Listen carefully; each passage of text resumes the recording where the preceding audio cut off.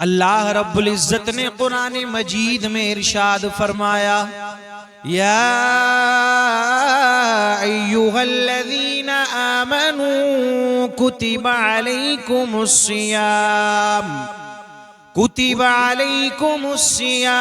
कमा कुतिबा अलल्लज़ीना मिन क़ब्लिकुम लअल्लकुम तत्तक़ून। आओ मेरे अजीजों, अल्लाह रब्बुल इज्जत कुरान मजीद में क्या इरशाद फरमा रहा है। मेरा रब किन लोगों से मुखातिब है, अल्लाह रब्बुल इज्जत क्या फरमा रहा है, इस बात पर तवज्जो करने की जरूरत है, गौर करने की जरूरत है। अल्लाह रब्बुल इज्जत ने ईमान वालों से खिताब किया है, जो ईमान वाले हैं, जो मोमिन है। यहाँ पर रब्बे करीम ने ये इरशाद नहीं फरमाया या अय्युहन्नास या अय्युहल मुस्लिमून। अल्लाहु अकबर कबीरा मेरे अजीजों, अल्लाह खिताब फरमा रहा है ईमान वालों से। अब याद रखना, जो ईमान वाला होगा, जो सच्चा मोमिन होगा, जिसके दिल के अंदर परवरदिगार आलम का खौफ होगा, जो अल्लाह का डर अपने दिल के अंदर रखता होगा, वो अल्लाह के इस हुक्म को जरूर मानेगा, अल्लाह रब्बुल इज्जत की इस बात को जरूर मानेगा। परवरदिगार आलम ने क्या इरशाद फरमाया, रब फरमाता है या अय्युहल्लज़ीना आमनू कुतिबा अलैकुमुस्सियाम। ऐ ईमान वालो, तुम पर रोजे फर्ज किए गए। अब हम समझ गए, हमें बात समझ में आ गई। जो ईमान वाला होगा वो रोजे नहीं छोड़ेगा, जो ईमान वाला होगा वो रमजान के महीने का अदब करेगा, जो ईमान वाला होगा वो अल्लाह के इस हुक्म को जरूर मानेगा, जो ईमान वाला होगा चाहे कुछ भी हो जाए रमजान के इस मुकद्दस महीने का अदब करेगा, इस पूरे महीने के रोजे रखेगा। अब पता चल गया, ईमान वाला अल्लाह के इस हुक्म को मानेगा और बेईमान अल्लाह के हुक्म की मेरे अजीजों नाफरमानी करेगा, फरमान को नहीं मानेगा अल्लाह के। तो अल्लाह ने फरमा दिया, ए ईमान वालो, तुम पर रोजे फर्ज किए गए हैं।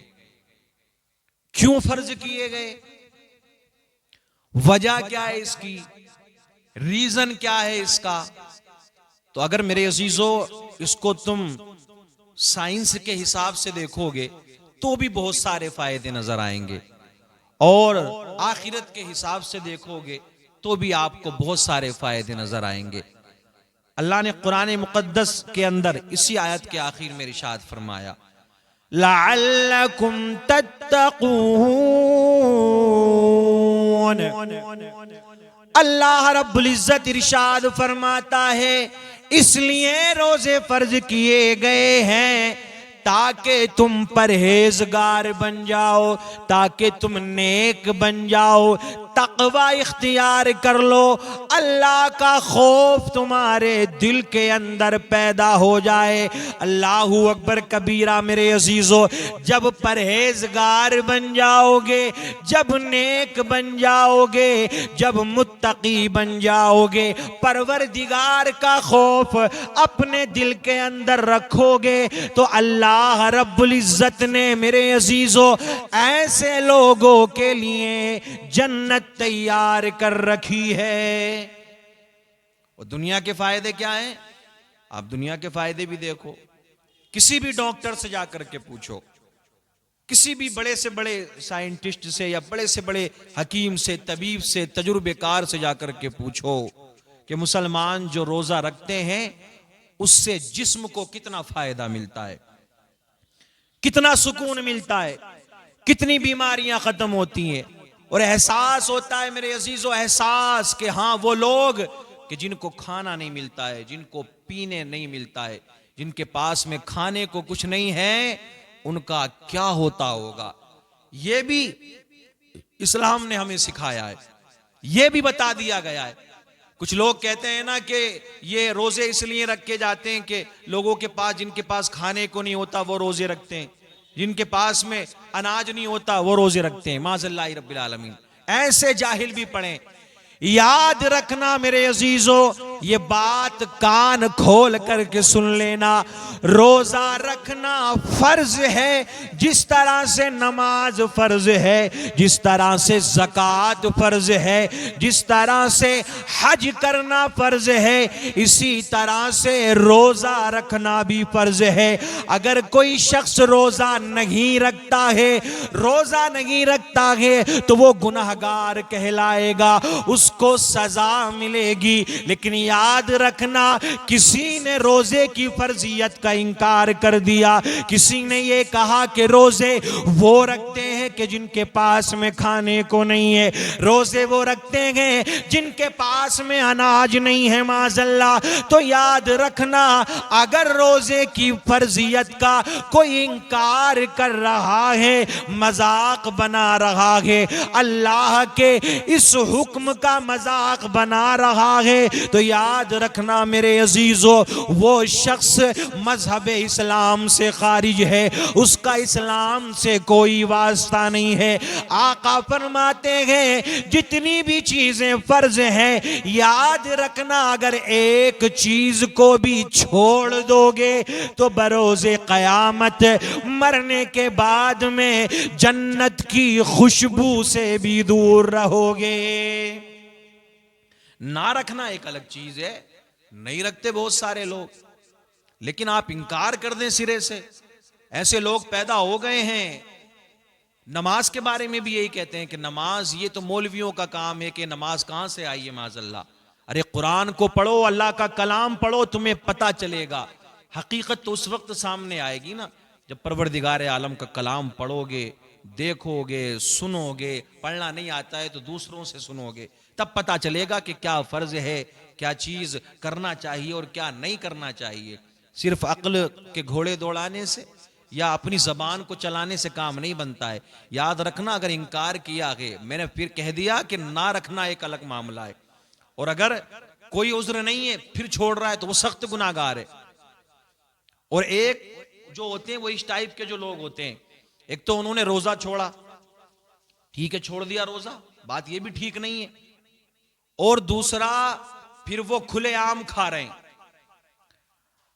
आप देखें मेरे अजीजों, एक तो रोजा नहीं है और ऊपर से चाय की दुकान पर बैठकर खुलेआम चाय पी रहे हैं, खुलेआम बीड़ी पी रहे हैं, खुलेआम सिगरेट पी रहे हैं, खुलेआम हलीम चावल की दुकान पर हलीम खा रहे हैं, खुलेआम पकौड़ियां चल रही हैं। अल्लाहू अकबर कबीरा मेरे अजीजों, याद रखना, तुमने रोजा नहीं रखा, ऊपर से एहतराम भी नहीं किया, रमजान के महीने का एहतराम भी नहीं किया। एक तो रोजा नहीं रखा, ये गुनाह तुम्हारे नामे आमाल में इसका भी मामला लिख दिया जाएगा। लेकिन याद रखना, ऊपर से तुम अदब भी नहीं कर रहे हो, एहतराम भी नहीं कर रहे हो, याद रखना मेरे अजीजों, तो तुम सख्त अजाब में मुब्तला किए जाओगे। अरे आओ उन लोगों से सबक सीखो जो मुसलमान नहीं है। कितने ऐसे हैं मुसलमान नहीं है, लेकिन जब रमजान का महीना आता है तो मेरे अजीजों, मुसलमानों के सामने खाने पीने से परहेज करते हैं। नहीं खाते वो मुसलमानों के सामने, बोले यार इनका रोजा होगा, नहीं खाएंगे इनके सामने। लेकिन मुसलमानों, तुम्हें क्या हो गया है, तुम किस तरफ जा रहे हो? ये अल्लाह का हुक्म है, अल्लाह ने फरमा दिया है, वाज़े तौर पर फरमा दिया कि तुम पर फर्ज किए गए हैं रोजे, तो तुम्हें रखना ही रखना है। शरीयत छूट भी देती है, इजाजत भी देती है। बीमार हो आप, सख्त बीमार हो, ठीक है ना, उस सफर में हो आप, और बहुत सारी चीजें ऐसी हैं, तो वहां आप रोजा ना रखें, बाद में आप रख सकते हैं। लेकिन बगैर किसी उज्र के, सेहतमंद है, तंदुरुस्ती है, कोई ज्यादा बुजुर्गी का मामला नहीं है, लेकिन अगर पूछा जाए ना इनसे कि तुमने रोजा क्यों नहीं रखा, तो मालूम है क्या कहते हैं? ये कहते हैं, बोले मौलाना भूख की कोई बात ना है, प्यास की कोई बात नहीं है, वो जो बीड़ी की आदत है ना, बीड़ी की बड़ी याद आती है हमें। सिगरेट पीने वाला बोले सिगरेट की बड़ी याद आती है, वो बर्दाश्त नहीं होता फिर हमसे। चाय पीने वाले कहते हैं, चाय पीने वाले कहते हैं मौलाना वो चाय की जो हड़क लगती है ना, तो वो भूख की कोई बात नहीं है, प्यास की कोई बात नहीं है, लेकिन जब चाय की हड़क लगती है, चाय का जो मामला होता है, जब चाय की याद आती है, तो वो जो एक नशा सा होता है, वो फिर बर्दाश्त नहीं कर पाते हम। अरे मेरे अजीज, ये दुनिया की चीजें थोड़ी देर के लिए तू अल्लाह के लिए, परवरदिगार के लिए नहीं छोड़ सकता है। ये तेरी लत नहीं छूट रही है तुझसे। याद रखना, कब्र में जब हिसाब होगा, जब पूछा जाएगा कि तुझ पर रोजे फर्ज किए थे, सेहत भी थी, तंदुरुस्ती भी थी, ताकत भी थी तेरे अंदर, फिर भी जानबूझकर तूने रोजे छोड़े, तो मेरे अजीज तुझसे कयामत के दिन हिसाब नहीं दिया जाएगा। माह रमजान ये शुरू हो चुका है, ये 2-3 रोजे मेरे अजीजों अब हो चुके हैं। टाइम है, वक्त है, दुनिया वालों का डर नहीं, अल्लाह के डर से, अल्लाह के खौफ से, ये सोच करके हाँ ये फर्ज है हमारे ऊपर, ये कर्ज है जो हमें अदा करना है। यार एक साल में क्या 1 महीना हम नहीं दे सकते? और देखो कितना करम है उस परवरदिगार का, अल्लाह रब्बुल इज्जत का ये एहसान है, ये करम है उस परवरदिगार का कि इस माह मुबारक के अंदर वो ऐसी ऐसी नेमतें अपने बंदों को खिलवाता है, ऐसी ऐसी नेमतें अपने बंदों को अता फरमाता है जो रमजान के अलावा नहीं मिलती है।